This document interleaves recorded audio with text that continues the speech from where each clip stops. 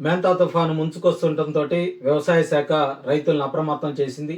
రైతులు తమ పంటలను కాపాడుకునేందుకు చర్యలు చేపట్టినటువంటి పరిస్థితి అయితే కనిపిస్తూ ఉంది. తుఫాను తాకిడి ఉండే ప్రాంతాల్లోని పంటలను గుర్తించి రైతు సేవా కేంద్రాలు ఆర్కేఎస్ వాళ్ళందరికీ కూడా సమాచారం ఇవ్వడం జరిగింది. గ్రామాల్లోని వ్యవసాయ విస్తరణ సిబ్బంది రైతులను వ్యక్తిగతంగా కలిసి తుఫాను ముందు తీసుకోవాల్సినటువంటి పంట సంరక్షణ చర్యలను వాళ్ళందరికీ కూడా వివరించడం జరిగింది. ప్రతి 3 గంటలకు ఒకసారి తాజాగా తుఫాను సమాచారం బులెటిన్ల రూపంలో రైతులకు చేరేలా చర్యలు కూడా చేపట్టడం జరిగింది. రైతుల నుంచి ప్రత్యక్షంగా ఫీడ్బ్యాక్ తీసుకునేలా కూడా ఏర్పాట్లు చేశారు. ఐవీఆర్ఎస్ సిస్టమ్ ద్వారా రైతుల నుంచి ప్రత్యక్ష ఫీడ్బ్యాక్ తీసుకుంటున్నారు. ఫీల్డ్ సిబ్బంది నిర్లక్ష్యం వహించినట్టు తేలితే కఠిన చర్యలు తీసుకుంటామని వ్యవసాయ శాఖ కమిషనర్ బి రాజశేఖర్ ఇప్పటికే హెచ్చరికలు కూడా జారీ చేసినటువంటి పరిస్థితి అయితే ఉంది. వ్యవసాయ శాఖ ప్రస్తుతం, ఎందుకంటే ఇది కీలకమైనటువంటి పరిస్థితి, రాష్ట్రంలో వ్యవసాయానికి సంబంధించి ఉద్యాన మత్స్య సంపద అలాగే పశుసంవర్ధక శాఖలు ప్రస్తుతం ఈ తుఫాన్ నేపథ్యంలో అప్రమత్తమయ్యాయని చెప్పాలి. గోదావరి జిల్లాల్లో కాలువలో నీటి విడుదలను తగ్గించి వేశారు.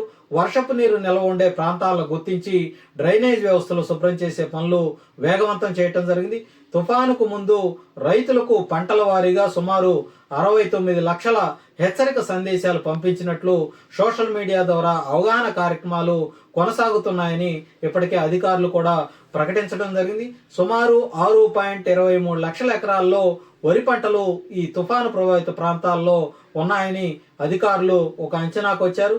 రైతులకు కూడా ప్రస్తుతం అధికారులు కొన్ని సూచనలు అయితే చేస్తా ఉన్నారు.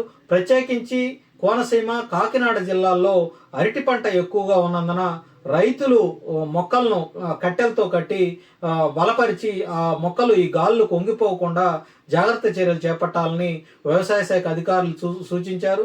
మత్స్యకారులు సముద్రంలోకి వెళ్ళవద్దని మత్స్యశాఖ అధికారులు ఇప్పటికే హెచ్చరికలు జారీ చేశారు.